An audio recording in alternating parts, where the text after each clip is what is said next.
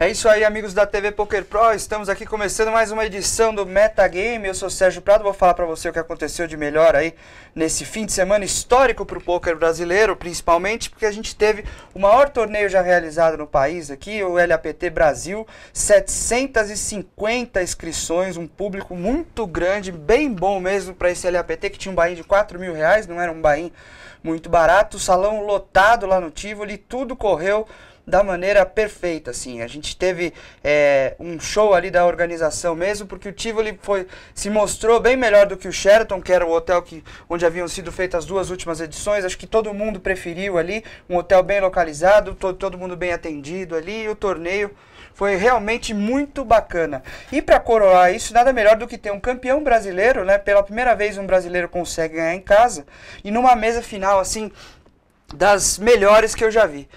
O campeão foi o Vitor Sbissa, um cara que é nota 10, assim, moleque, gente fina demais. E foi muito legal porque ele tinha, desde o começo ali, ele não tinha maior stack, não tinha maior pilha de fichas, mas ele estava muito concentrado, um cara que joga muito focado, e ele teve uma ajuda, assim, da torcida dele que é fantástica. Tava lá o pai dele, o Marino, o irmão dele, o Zareta, né, o Armando.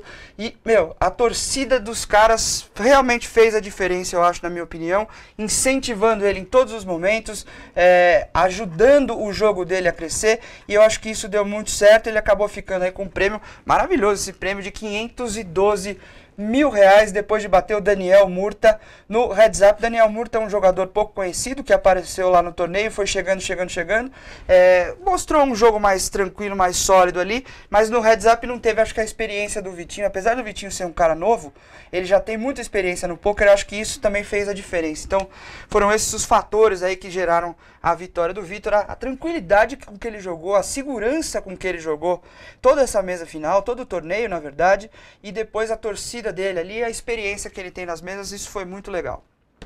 Destaques também nessa mesa final foram vários, né? Em terceiro, o Rafael Pardo, da Colômbia, terceira mesa final do cara, agora ele conseguiu a melhor classificação da vida dele, chegou em terceiro lugar, ele já tinha ficado em sétimo no primeiro LAPT no Rio de Janeiro, e em sétimo também numa edição do LAPT na Colômbia. Quarto lugar para o meu amigo Leonardo Brescia, grande Leozinho. Esse cara merece, porque é um cara bacana. E todo mundo que está no meio do poker conhece o Léo e sabe da importância que ele tem, principalmente no que diz respeito à carreira do Caio Peçanha. Eu acho que ele ajudou o Caio a chegar ainda mais rápido no lugar que ele está. E o Léo sempre fica com essa de, é o empresário do Caio, é o dono da River, da loja de roupas e tal, e não sei o quê. Mas na verdade ele é um grande jogador. E agora colocar aí o maior resultado da carreira dele, R$171 mil no currículo aí por essa quarta colocação no LAPT. E em quinto lugar, André Acari, talvez hoje em dia o jogador mais famoso do Brasil, disparado. Foi aí a primeira mesa final dele no LAPT, após esses anos todos jogando ali, então já é um motivo para comemorar. Claro, acho que muita gente estava torcendo para ele cravar o torneio, porque seria ótimo para o poker nacional, mas só o fato dele estar na mesa final já foi realmente muito bacana. Espero que agora, tenho certeza, o André tirou um peso no meio das costas dele por causa dessa coisa de não ir muito bem no LAPT, conseguiu uma mesa final em torneio live, grande, né, Major, então para ele foi ótimo. Destaque também para o Léo Fernandes, outro jogador do Team Pro que chegou na sétima colocação, isso que a gente quase teve 4 Team Pro chegando na mesa final, né, o Nacho Barbeiro e o Angel Guilhem, o mexicano Angel Guilhem, eles chegaram muito perto ali, mas acabaram caindo antes. Mesa final que foi completada aí com a sexta colocação do Marcos Paulo Ximenes, lá de Minas, e do Thiago Grigoletti, uma das revelações aí da nova safra de jogadores do poker brasileiro, o Grigoletti, que ficou na 8ª colocação.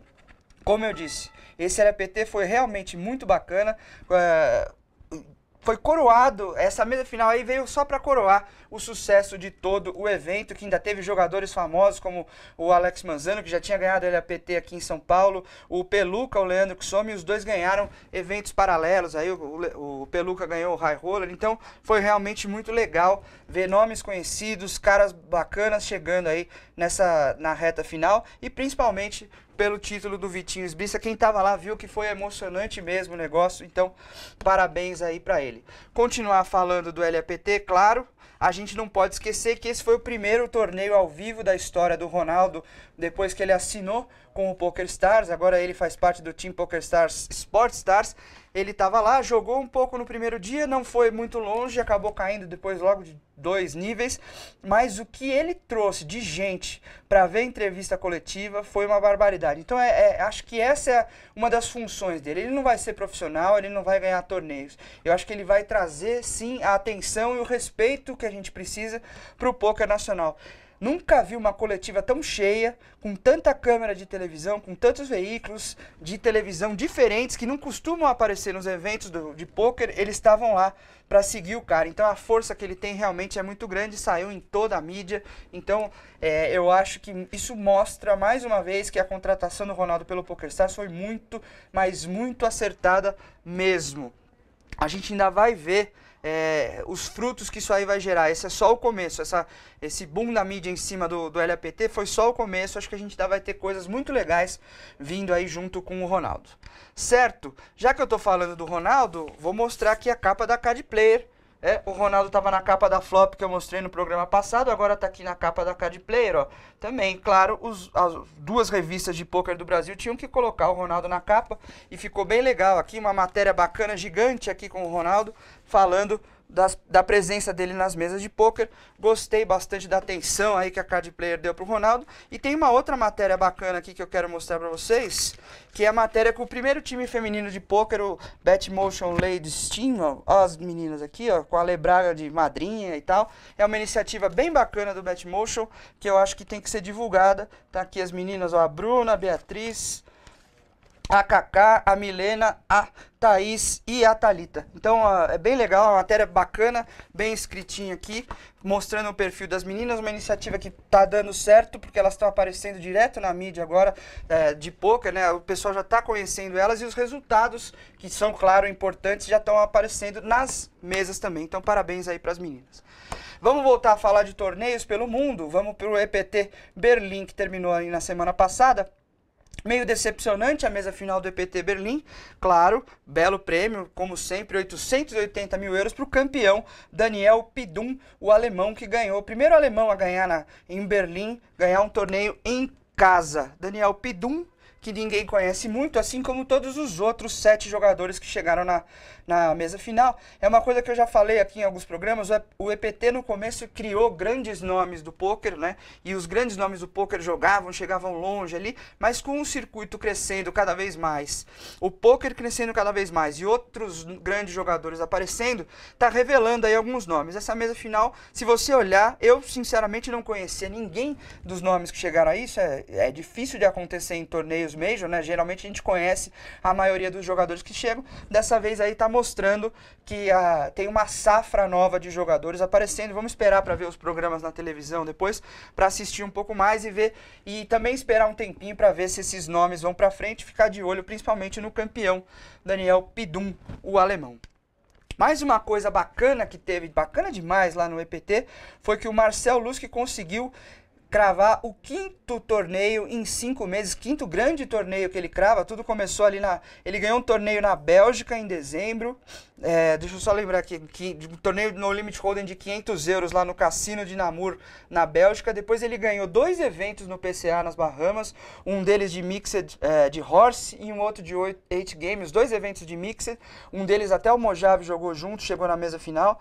E aí o Marcel Lusk agora foi lá e cravou mais 2 torneios no EPT Berlim, 2 torneios paralelos. Então nesses últimos 5 meses o cara conseguiu 5 vitórias, impressionante e legal, porque o Marcel Lusk é um cara lá da velha guarda, grande jogador que estava meio sumido aí nos últimos anos, mas agora tá com tudo aí, voltou com tudo pro cenário, pro palco principal aí do pôquer mundial. Então parabéns aí pro Marcel Lusk também. Vamos então para 2 matérias bacanas que saíram aí essa semana com jogadores brasileiros. Um perfil bem legal aí com o Gabriel Goff, falando que ele trocou o cursinho pelo pôquer e fica milionário com 4 horas de trabalho. A gente que vive do pôquer, que conhece o pôquer por dentro, sabe que isso aí não é Não é verdade, né? Ninguém fica milionário com 4 horas de trabalho. O trabalho é intenso, o estudo é intenso.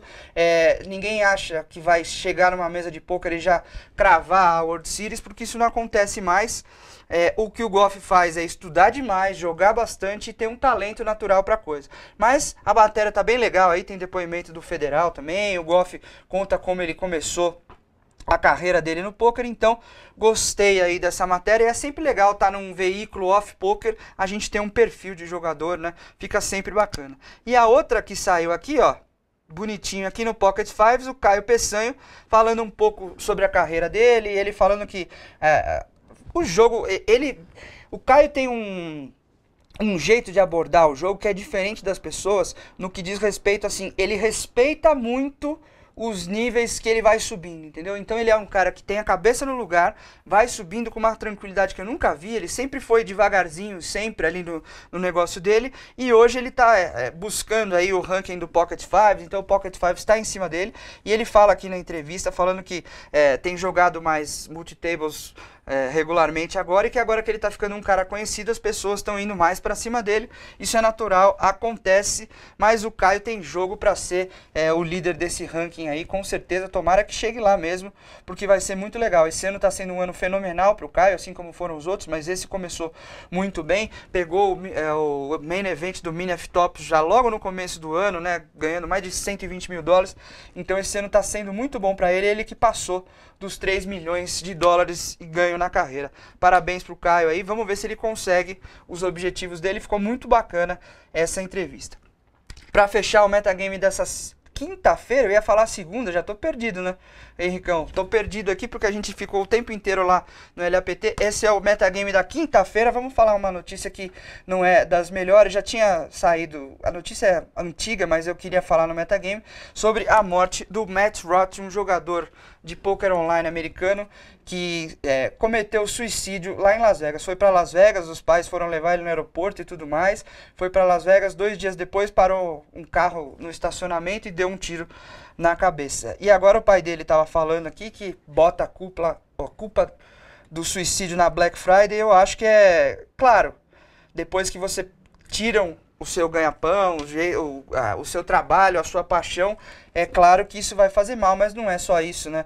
Eu não sou médico aqui, não quero dar depoimento, não quero fazer nenhuma análise profissional, mas eu acho que ele já devia ter alguma coisa psicológica ali, porque não é só por causa da Black Friday que alguém vai tirar a própria vida, certo? Mas de qualquer forma é triste saber que agora que o poker online está querendo voltar para os Estados Unidos, a gente ainda tem um reflexo dessa sexta-feira negra aí, um reflexo bem negativo, né? Já foram mais de 2 anos aí que a gente está tendo coisas negativas acontecendo e essa aí é mais uma delas. Claro que ninguém fica feliz em ver alguém tirando a própria vida, né? Não é muito ruim, mais um reflexo dessa coisa triste que foi a Black Friday. Tomara que as coisas comecem a voltar logo, porque eu sei que tem gente que, tudo bem, não vai se matar também, mas que está passando dificuldade, que queria voltar a ter o trabalho que tinha antes, teve que abandonar o poker para viver de outras coisas, porque, claro, tem que comer, tem que sobreviver.